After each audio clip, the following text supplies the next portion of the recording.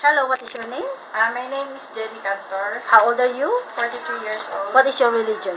Roman Catholic, Are you married? single mom. Do you have kids? Yes, How many kids do you have? 3, How old are they? 23, 22, and 12 years old. Okay, so how long you been working in Hong Kong? 2 years? Do you have any work experience in other countries? No, Okay, so how long you been working with your current employer?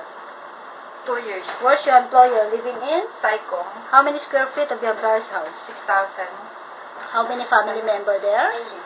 2, Okay, so elderly, right? elderly. Okay, so would you please describe your daily working schedule? What time you wake up in the morning? I wake up 5:30 in the morning, And then go to the patient's room and change the diaper, stretching, then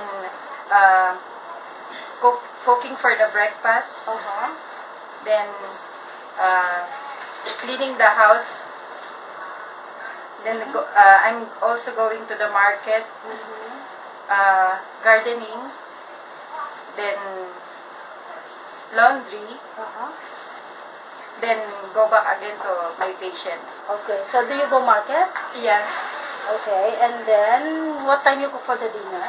5:30, Okay, so what time they eat? 6:30, Okay, so after that, after finish in the kitchen, what time you go to bed? 12 o'clock. 12 o'clock. Okay, thank you so much.